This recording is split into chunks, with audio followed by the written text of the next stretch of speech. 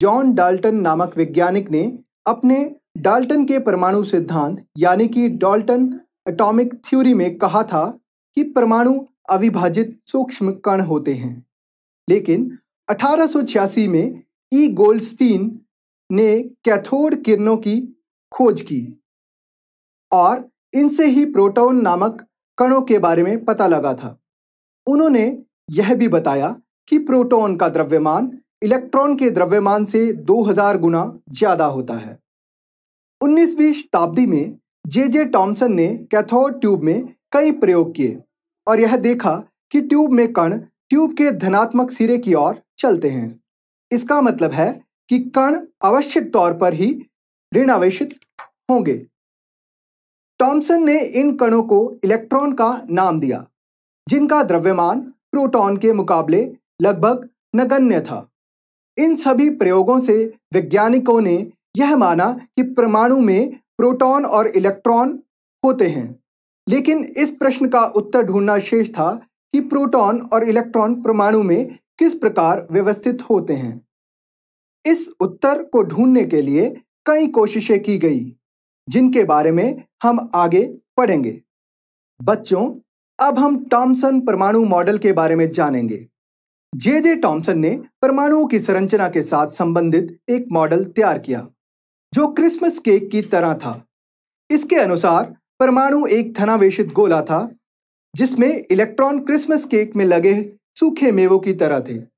Thomson ने अपने इस मॉडल में सुझाव दिया कि परमाणु धनावेशित गोले का बना होता है और ऋणावेशित इलेक्ट्रॉन उसमें धंसे होते हैं। ऋणात्मक और धनात्मक आवेश परिमाण में समान होते हैं, इसलिए परमाणु वैद्युतीय रूप से उदासीन होते हैं। लेकिन टॉमसन के इस मॉडल के साथ कुछ खामियां भी जुड़ी हैं। यह मॉडल परमाणु की स्थिरता को नहीं समझा सका, अर्थात यह नहीं बता सका कि किस तरह परमाणु के अंतर्गत का धनात्मक आवेश और ऋणात्मक इलेक्ट्रॉन व्यवस्थित है। यह मॉडल परमाणु में नाभिक की स्थिति को समझाने में भी असमर्थ था। अब हम रदरफोर्ड मॉडल के बारे में जानेंगे। अर्नेस्ट रदरफोर्ड यह जानने के इच्छुक थे कि इलेक्ट्रॉन परमाणु के भीतर कैसे व्यवस्थित हैं। इसलिए उन्होंने अल्फा कण प्रकीर्णन प्रयोग किया। अल्फा कणों के स्रोत को एक लेड डिब्बे में रखा, जिसमें एक छोटा सा छेद था। यह छेद यह सुनिश्चित करता था कि सिर्फ अल्फा कण ही निकले। अल्फा कण इस प्रयोग में इसलिए चुने गए क्योंकि यह कण ज्यादा ऊर्जा वाले और भारी होते हैं। इस प्रयोग में तेज गति से चल रहे धन आवेशित अल्फा कणों को सोने की पन्नी से टकराया गया। सोने की पन्नी को एक गोल फ्लोरोसेंट रिंग में रखा गया, जिसके ऊपर जब भी कोई अल्फा कण टकराता तो यह रिंग चमकती थी। इस तरह अल्फा कण प्रकीर्णन प्रयोग की सारी व्यवस्था बनाई गई। यह अंदाजा था कि अल्फा कण सोने के परमाणु में मौजूद अपरमाणु कणों द्वारा विक्षेपित होंगे। रदरफोर्ड के कई प्रयोगों से यह देखने को मिला कि तेज गति से चल रहे बहुत ज्यादा अल्फा कण सोने की पन्नी से सीधे निकल गए। कुछ अल्फा कण पन्नी के द्वारा बहुत छोटे कोण से विक्षेपित हो गए और आश्चर्यजनक रूप से कुछ कण वापस आ गए। अल्फा कण प्रकीर्णन प्रयोग के आधार पर रदरफोर्ड ने यह नतीजे निकाले।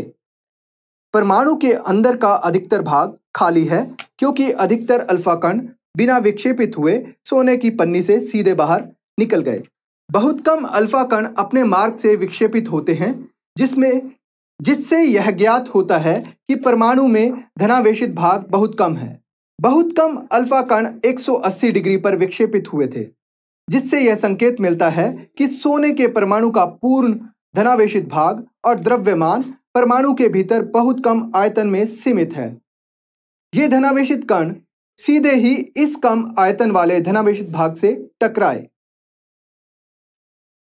इन सभी नतीजों से रदरफोर्ड ने अपना परमाणु मॉडल पेश किया, जिसके लक्षण कुछ इस तरह थे। पहला, परमाणु का केंद्र धनावेशित होता है, जिसे नाभिक कहा जाता है। एक परमाणु का लगभग संपूर्ण द्रव्यमान नाभिक में होता है। इलेक्ट्रॉन नाभिक के चारों ओर वर्तुलाकार मार्ग में चक्कर लगाते हैं। नाभिक का आकार परमाणु के आकार की तुलना में काफी कम होता है। बच्चों, रदरफोर्ड के परमाणु मॉडल में कुछ कमियां भी थी। जैसे रदरफोर्ड ने बताया कि इलेक्ट्रॉन धनावेशित नाभिक के चारों ओर गोलाकार कक्ष में घूमता है और त्वरित होता है। तो इसका मतलब इलेक्ट्रॉन त्वरण के दौरान ऊर्जा का विकिरण करेगा और अंत में ऊर्जा खत्म होने पर नाभिक से टकरा जाएगा। अगर ऐसा होता तो परमाणु अस्थिर होता, जबकि हम सभी जानते हैं कि परमाणु स्थायी होते हैं। मॉडल की इन कमियों को कैसे दूर किया गया, यह हम आगे पढ़ेंगे। बच्चों, अब हम बोर के परमाणविक मॉडल के बारे में जानेंगे। रदरफोर्ड की कमियों को दूर करने के लिए बोर ने परमाणु की संरचना के बारे में कुछ अवधारणाएं प्रस्तुत की। उन्होंने कहा कि इलेक्ट्रॉन केवल कुछ निश्चित कक्षाओं में ही चक्कर लगा सकते हैं, जिन्हें इलेक्ट्रॉन की विविक्त कक्षा कहते हैं। जब इलेक्ट्रॉन इस विविक्त कक्षा में चक्कर लगाते हैं तो उनकी ऊर्जा का विकिरण नहीं होता है। इससे हमें पता चलता है कि परमाणु स्थायी ही होते हैं। क्या आप हमारे सौर मंडल के बारे में जानते हो? इसके केंद्र में सूर्य स्थित होता है, जो अपनी जगह नहीं बदलता। शेष ग्रह सूर्य के इर्द गिर्द निश्चित विविक्त कक्षाओं में गति करते हैं। परमाणु के अंदर कण भी कुछ इसी प्रकार से व्यवस्थित हैं। नाभिक सूर्य की तरह केंद्र में मौजूद है और इलेक्ट्रॉन ग्रहों की तरह निश्चित कक्षाओं में नाभिक के इर्द गिर्द होते हैं। इन कक्षाओं को ऊर्जा स्तर कहते हैं। प्रत्येक ऊर्जा स्तर के पास अपनी ऊर्जा होती है और इस ऊर्जा का किसी रूप में भी विकिरण नहीं होता। इलेक्ट्रॉन की स्थिति को बताने के लिए ऊर्जा स्तरों या कक्षाओं को नाम दिए गए हैं। नाभिक से शुरू होते हुए ऊर्जा स्तरों को K, L, M, N स्तर कहा जाता है। इन स्तरों को संख्याओं द्वारा भी दर्शाया जा सकता है। जैसे K स्तर के लिए N को 1 लिया जाता है, L स्तर के लिए N का मान 2 लिया जाता है, M स्तर के लिए N का मान 3 लिया जाता है और N स्तर के लिए N का मान 4 लिया जाता है। N ऊर्जा स्तर का नंबर है। अब तक हमने यह जाना कि परमाणु में 2 कण इलेक्ट्रॉन और प्रोटॉन होते हैं। प्रोटॉन का सारा द्रव्यमान परमाणु के केंद्र में होता है, जिसको नाभिक कहा जाता है, और इलेक्ट्रॉन नाभिक के चारों ओर ऊर्जा स्तर में घूमते हैं। लेकिन बच्चों, सिर्फ इतना ही नहीं, इलेक्ट्रॉन और प्रोटॉन के अलावा एक और परमाणु कण मौजूद होता है। इसका पता 1932 में जे चैडविक ने लगाया। इस कण का द्रव्यमान प्रोटॉन के द्रव्यमान के बराबर था और इसका कोई भी आवेश नहीं था। यह था न्यूट्रॉन। अब हमारे पास परमाणु का पूरा आकार और संरचना मौजूद है, जो इस प्रकार है। विभिन्न कक्षाओं में इलेक्ट्रॉन का वितरण। कक्षाओं में वितरण के लिए बोरबरी ने नियम प्रस्तुत किया। किसी कक्षा में ज्यादा से ज्यादा इलेक्ट्रॉन की संख्या हो सकती है 2n का वर्ग के बराबर, जहां n जो है वो कक्षा या ऊर्जा के स्तर को दर्शाता है।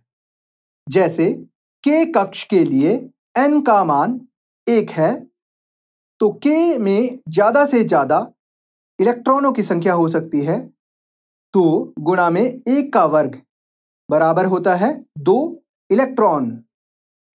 L में ज्यादा से ज्यादा इलेक्ट्रॉनों की संख्या हो सकती है 2 गुणा में 2 का वर्ग, यानी कि यहाँ पर n का मान 2 है, तो उत्तर आता है 8 इलेक्ट्रॉन। इसी प्रकार से M कक्ष में ज्यादा से ज्यादा इलेक्ट्रॉन की संख्या हो सकती है 2 गुणा में 3 का वर्ग, 2 गुणा 9 यानी कि 18 इलेक्ट्रॉन। N कक्ष में ज्यादा से ज्यादा इलेक्ट्रॉन हो सकते हैं 2 गुणा में 4 का वर्ग, यानी कि 32 इलेक्ट्रॉन। इसी के साथ सबसे बाहरी कक्षा में इलेक्ट्रॉनों की संख्या अधिकतम 8 हो सकती है। किसी परमाणु के दिए गए कोश में इलेक्ट्रॉन तब तक स्थान नहीं लेते जब तक कि उससे पहले वाले भीतरी कक्ष पूर्ण रूप से भर नहीं जाते, अर्थात कक्षाएं क्रमानुसार भरती हैं। पहले 18 तत्वों की परमाणु संरचना इस प्रकार है।